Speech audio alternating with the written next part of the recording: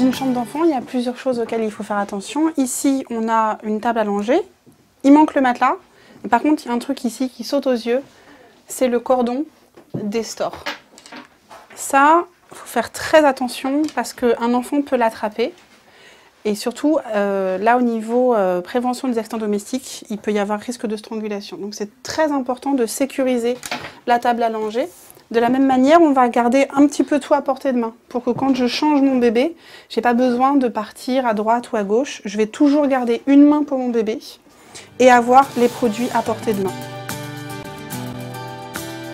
Ici, on a typiquement un meuble d'adulte qui n'a pas d'enfant, avec un vide-poche, des clés. Il n'y a rien de plus sale que des clés. Ça, l'enfant va le mettre à la bouche. Les post-it, bon, c'est pas dangereux, mais vous risquez de ne plus les retrouver. Et alors ça, par contre, ça, c'est vraiment, vraiment très embêtant. Les médicaments, ça se range dans une armoire à pharmacie en hauteur. Ici, on a un merveilleux exemple de ce qu'il ne faut absolument pas faire. On a un miroir imposant qui n'est pas fixé.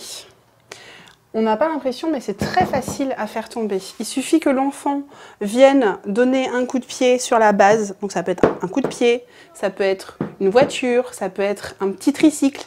Et très très vite, en fait, ça va faire contrepoids et ça peut faire tomber le miroir.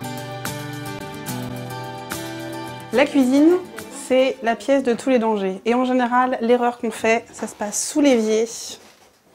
Et ici, nous avons un magnifique exemple. Donc là, je vous laisse imaginer ce qui peut se passer si un bébé s'amuse à vider ce placard et à se gargariser avec des produits à base de soude caustique ou le liquide de rinçage du lave-vaisselle. Donc les produits d'entretien, ça se met en hauteur. D'une manière générale, on va éviter de laisser traîner des choses à la portée d'un enfant. Ici, dans la cuisine, on a une bouteille d'huile. La bouteille d'huile, c'est très très lourd. Si un enfant le fait tomber, il peut se faire très mal.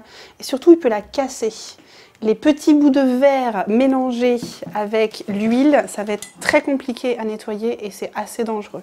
On a aussi des plats qui sont très très lourds. On a des plats de cuisson. Tout ça, c'est très lourd. Si l'enfant les fait tomber, il peut se faire très très mal. Et encore une fois, on va avoir des bocaux en verre, des médicaments, des choses qui sont moins graves, mais qui peuvent être embêtants. Si on fait tomber le sucre en poudre par terre, on peut repeindre la cuisine. Ça, c'est pas dangereux, mais c'est pas sympa.